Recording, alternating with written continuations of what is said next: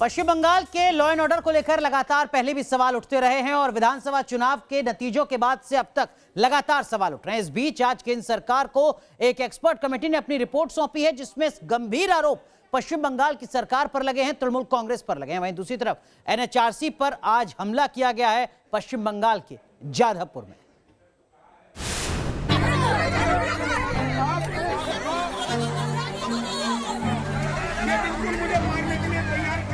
आगे पुलिस का हाल है कि पुलिस यहाँ पर थी, लेकिन जिस वक्त इन गुंडों ने मेरे साथ के इस तरीके का व्यवहार शुरू करा तब पुलिस यहाँ से गायब हो गई। ये बंगाल का हाल है।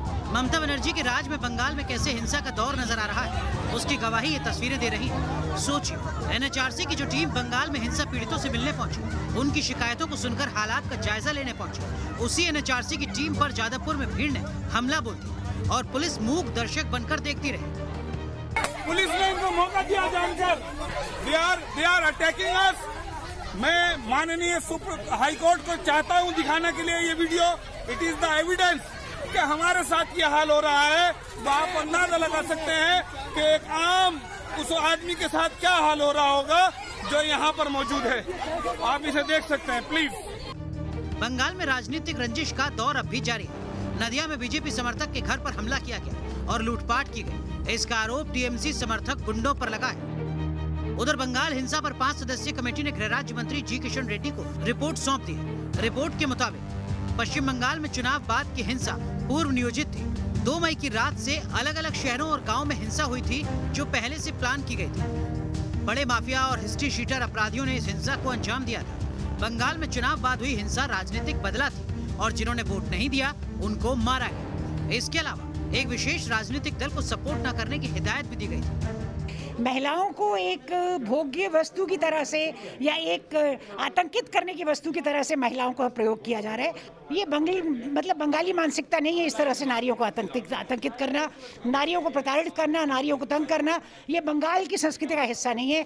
पर वो तो कर ही रहे हैं। पर सबसे बड़ी बात है कि प्रशासन एकदम मूक दर्शक बना है। देश में वायलेंस नहीं होना चाहिए, उसका जिम्मेदारी स्टेट गवर्नमेंट, क्योंकि लैंड ऑर्डर स्टेट गवर्नमेंट के कंट्रोल में रहते हैं। स्टेट गवर्नमेंट का जिम्मेदारी बनता है लैंड ऑर्डर देखना चाहिए, लोगों को सुरक्षा देना चाहिए, वायलेंस ना होना चाहिए। गांव में रहने वाले जो रूलिंग पार्टी को वोट नहीं डालते हैं उनका घर जलाना, ये बहुत गलत है। ये वेस्ट बंगाल में कुछ जगह बहुत हुआ है। कॉल फॉर जस्टिस रिपोर्ट में भी वही दिया है। जो रिपोर्ट है रिपोर्ट हम आदरणीय गृह मंत्री अमित शाह जी को देंगे। बंगाल में सियासी रंजिश का पुराना इतिहास रहा है, लेकिन इस बार हिंसा की जांच में जो कुछ सामने आ रहा है उससे ममता सरकार की मुश्किलें बढ़ सकती हैं। तापस सेन गुप्ता, न्यूज नेशन, कोलकाता। वैसे लाख टके की बात यह है कि जो संघर्ष है ये पश्चिम बंगाल में सिर्फ कार्यकर्ताओं के स्तर पर नजर नहीं आ रहा है, बल्कि पश्चिम बंगाल के मुख्यमंत्री और पश्चिम बंगाल के राज्यपाल के बीच भी तनातनी लगातार जारी है, जो आने वाले वक्त के लिहाज से, फेडरल स्ट्रक्चर के लिहाज से बेहतर नहीं कही जा सकती। चलिए बात आगे बढ़ाते हैं और अब बात करते हैं अहमदाबाद की, जहां पर रफ्तार और लापरवाही का जानलेवा कॉकटेल सामने आया है।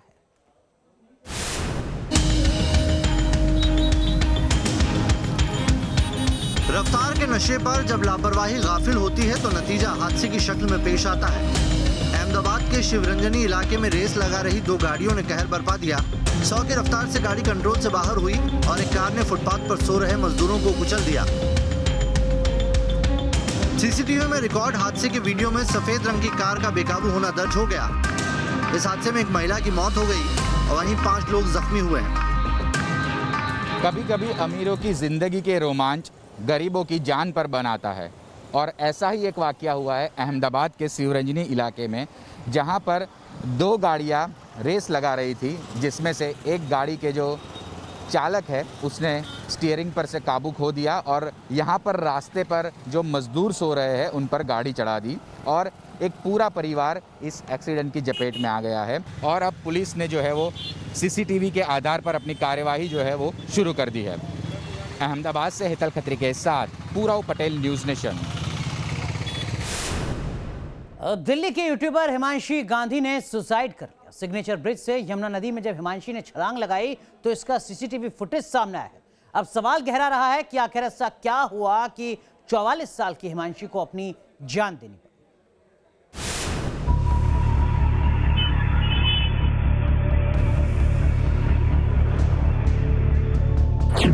दिल्ली में यूट्यूबर का सुसाइड, सिग्नेचर ब्रिज से लगाई छलांग,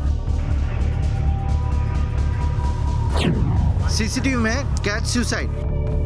दिल्ली के बुराड़ी इलाके की रहने वाली यूट्यूबर हिमांशी गांधी, जिसके सोशल मीडिया पर हजारों फॉलोअर्स हैं, जिसके हर वीडियो को लाइक करने वालों की कमी नहीं थी, उसने दिल्ली के सिग्नेचर ब्रिज से यमुना में कूदकर अपनी जान दे दी। सीसीटीवी की इस तस्वीर में देखिए, सुसाइड से पहले हिमांशी सिग्नेचर ब्रिज पर खड़ी नजर आ रही है। यहाँ कुछ देर रुकने के बाद वो यमुना में कूद जाती है। पुलिस के मुताबिक सुसाइड से पहले हिमांशी ने सिग्नेचर ब्रिज पर करीब आधे घंटे तक फोन पर बात की थी। वहीं व्हाट्सएप चैट भी सामने आई है, जिसमें वो किसी को कह रही है कि आयुष को बोल देना वो मर गई। ये भी जानकारी मिली है कि हिमांशी ने 3 दोस्तों के साथ मिलकर कैफे भी खोला था और जिस दिन कैफे की शुरुआत हुई उसी दोपहर को हिमांशी ने आत्महत्या कर ली। हिमांशी फेसबुक और यूट्यूब पर वीडियो बनाकर फेमस हुई। वो सोशल मुद्दों पर लगातार पोस्ट करती थी। वो यूट्यूब पर मोटिवेशनल वीडियो बनाकर अपलोड करती थी। लेकिन हिमांशी की जिंदगी में ऐसा क्या हुआ कि उसने अपनी जिंदगी खत्म करने का फैसला कर लिया? अब पुलिस इस मामले की जांच कर रही है। Team news nation. चलिए अब आपको दिखाते हैं राजस्थान के पोस्ट ग्रेजुएट युवाओं का अनोखा प्रदर्शन। तो वहीं दूसरी तरफ क्या छत्तीसगढ़ में 2 सीएम हैं? क्या वाकई ऐसा है? ये रिपोर्ट देखिए।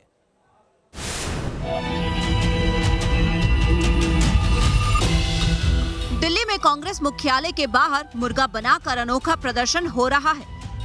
प्रदर्शन करने वाले राजस्थान के पोस्ट ग्रेजुएट छात्र हैं, जो राजस्थान में स्थायी भर्ती की बजाय ठेके पर नियुक्ति के खिलाफ आवाज बुलंद कर रहे हैं। राजस्थान सरकार ने 2020-2021 के बजट में कंप्यूटर शिक्षक भर्ती का ऐलान किया था, लेकिन जब भर्ती की बारी आई तो सरकार ने घोषणा की कि संविदा पर ही नौकरी दी जाएगी। गहलोत सरकार के इसी फैसले के खिलाफ ये युवा दिल्ली में कांग्रेस मुख्यालय के बाहर मुर्गा प्रदर्शन कर रहे हैं। तो वहीं छत्तीसगढ़ में कोरोना वैक्सीनेशन कार्ड के कारण सरकार की किरकिरी हो रही है। इसमें भूपेश बघेल की फोटो के नीचे मुख्यमंत्री लिखा है, तो दूसरी तरफ स्वास्थ्य मंत्री टीएस सिंहदेव की फोटो के नीचे भी मुख्यमंत्री लिखा है। हालांकि स्वास्थ्य मंत्री टीएस सिंहदेव ने इस मामले में सफाई दी। नोटिस मिलना चाहिए, अगर ऐसा कुछ किया है तो ये तो आधारहीन है और सर्टिफिकेट तो कहीं चल ही नहीं रहे हैं अलग से। केवल सीजी टीका पोर्टल से एक ही सर्टिफिकेट निकल रहा है जिसमें मुख्यमंत्री जी का चित्र है। तो वहीं छत्तीसगढ़ के सियासी गलियारे में चर्चा होने लगी है कि कहीं छत्तीसगढ़ सरकार में खींचतान तो नहीं चल रही। Team news nation. कोरोना की संभावित तीसरी लहर से बच्चों को बचाने के लिए वैक्सीन का ट्रायल लगातार शुरू किया जा रहा है और वही वैक्सीन का ट्रायल आज दिल्ली के एम्स में शुरू किया गया।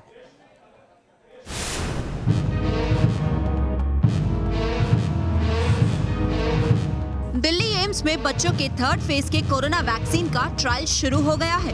6 साल के बच्चों पर वैक्सीनेशन का क्या असर होगा, इसकी ट्रायल स्टडी का एम्स में आगाज हुआ। इससे पहले 6 से 12 साल और 12 से 18 साल के बच्चों पर वैक्सीन का ट्रायल दिल्ली एम्स में पहले ही शुरू हो चुका है। वैक्सीन ट्रायल जो है, जो क्लिनिकल ट्रायल कर रहे हैं, उसका मकसद है कि सेफ्टी प्रोफाइल को इस्टेब्लिश करना बच्चों में और कितनी जो इम्यूनोजेनिसिटी है कि एंटीबॉडीज लेवल क्या बन रहा है, इसको इस्टेब्लिश करना। हमारे पास अभी ऐसा कोई डेटा नहीं है जो ये छोटे बच्चों में प्रूफ कर पाए कि वैक्सीन सेफ़ है, इफ़ेक्टिव है, कि कल अगर हमें ज़रूरत कभी पड़ती है तो उस वैक्सीन का यूज़ किया जा सकता है। ये तो सेम वैक्सीन ही यूज़ कर रहे हैं। एडल्ट में इसी वैक्सीन की जो है ऑलरेडी जो है सेफ्टी और एफिकेसी जो है, मतलब डोज का same dose, same vaccine, same dose जो दे रहे हैं। दरअसल कोरोना की तीसरी लहर में बच्चों के संक्रमित होने की आशंका व्यक्त की जा रही है। इससे पहले कोरोना की पहली लहर में 25.3% बच्चे संक्रमित हो चुके हैं। फर्स्ट फेज को लेकर आईसीएमआर ने अपनी सीरो रिपोर्ट में कहा था कि 25.3% बच्चों में वायरस की एंटीबॉडी मौजूद थे। कोरोना के सेकेंड वेव में 10 से 15% बच्चे संक्रमित हुए थे। वहीं दिल्ली एम्स की एक रिसर्च में 55.7% बच्चों में एंटीबॉडी पाई गई। साफ है कि वायरस मासूमों को भी अपनी चपेट में ले रहा है। लिहाजा कोरोना की पहली और दूसरी लहर के बाद अब तैयारियां जरूरी हैं ताकि बच्चों को किसी तरह का नुकसान ना हो। राजधानी दिल्ली के एम्स हॉस्पिटल में 2 से 6 वर्ष के बच्चों के ऊपर वैक्सीन यानी कोवैक्सीन का ट्रायल शुरू हो गया है। डॉक्टर संजय राय जो वैक्सीनेशन के इंचार्ज हैं, उनका कहना है कि बच्चों पर ट्रायल की शुरुआत हो गई है। हालांकि बच्चे सीरो सर्वे के मुताबिक उतने ही संक्रमित हुए जितने बड़े हुए और बच्चों के ऊपर कम से कम जो मौजूदा स्ट्रेन है, म्यूटेशन है, उसका खतरा कम है, लेकिन आवश्यकता पड़ सकती है। ऐसे में डाटा यानी साइंटिफिक डाटा कलेक्ट ज़रूर किया जा रहा है। जो जर्नलिस्ट जयराम के साथ Rahul Dabas, news nation, Delhi. Corona की तीसरी लहर को मात देने के लिए दिल्ली की केजरीवाल सरकार बड़े पैमाने पर तैयारियों में जुटी है। दिल्ली सरकार ने 5000 नौजवानों को ट्रेनिंग देने का ऐलान किया था, जिसकी ट्रेनिंग शुरू कर दी गई।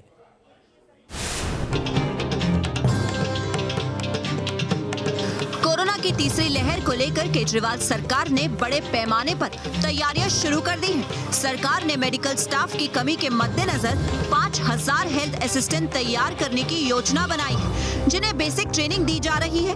दिल्ली के 9 अस्पतालों में 500 लोगों की ट्रेनिंग का आगाज हो गया है। 2 हफ्ते जो प्रैक्टिकली 12 दिन की ट्रेनिंग है, आईपी यूनिवर्सिटी के साथ मिलकर दिल्ली गवर्नमेंट ने शुरुआत की कल से। टोटल 5000 हेल्थ असिस्टेंट तैयार किए जाएंगे।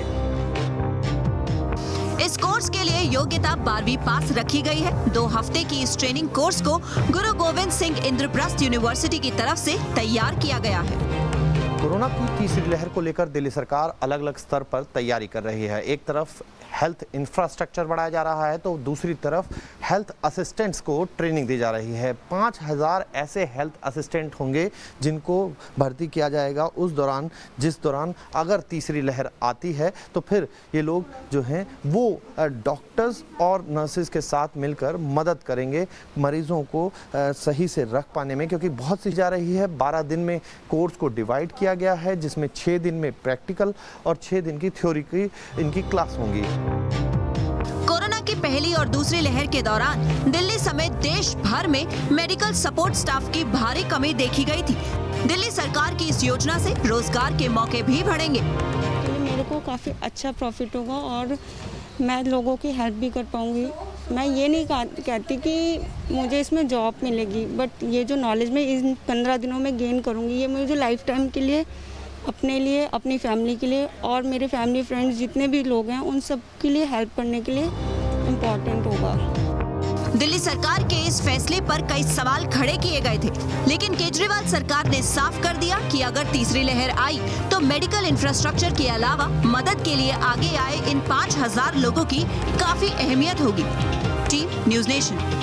अब बात पंजाब की सियासत की, जहां विधानसभा चुनाव तो अगले साल होना है, लेकिन उससे पहले सियासी गठजोड़ लगातार जारी है, संघर्ष जारी है, खासकर कांग्रेस पार्टी में। वहीं दूसरी तरफ अरविंद केजरीवाल दिल्ली के मुख्यमंत्री पहुंचे पंजाब और उन्होंने आज पंजाब को लेकर विजन क्या है आम आदमी पार्टी का, ये पंजाब के लोगों से साझा किया। पंजाब में आम आदमी पार्टी की सरकार हर परिवार को 300 यूनिट तक बिजली मुफ्त देगी। फ्री बिजली पानी के सहारे दिल्ली का सियासी दंगल जीतने वाले अरविंद केजरीवाल ने अब पंजाब का किला फतह करने के लिए फ्री बिजली का दांव चल दिया है। पंजाब दौरे पर गए अरविंद केजरीवाल ने चंडीगढ़ में ऐलान किया कि पंजाब में हर परिवार को 300 यूनिट तक बिजली मुफ्त दी जाएगी। इसके अलावा पंजाब में पुराने सभी बकाए घरेलू बिल माफ करने और 24 घंटे बिजली देने का वादा किया है। हमारी जो हमने कैलकुलेशन की है, पंजाब के लगभग 80% लोगों की, 77 से 80% लोगों की बिजली का बिल 0 हो जाएगा। जैसे दिल्ली में 73%, 73% दिल्ली के लोगों का बिजली का बिल 0 आता है, पंजाब में लगभग 77 से 80% लोगों का बिजली का बिल 0 आया करेगा। बिजली आएगी, 24 घंटे बिजली आएगी, बिल नहीं आएगा। पंजाब में अगले साल विधानसभा चुनाव होना है और आम आदमी पार्टी ने अभी से तैयारियां तेज कर दी हैं। तो दूसरी तरफ पंजाब में सत्ताधारी कांग्रेस के भीतर ही सिर्फ टव्वल मची है। नवजोत सिंह सिद्धू ने मुख्यमंत्री कैप्टन अमरिंदर सिंह के खिलाफ मोर्चा खोल रखा है और सिद्धू एक बार फिर दिल्ली आए हैं और उनकी मुलाकात कांग्रेस आलाकमान से होने वाली है। Team news nation.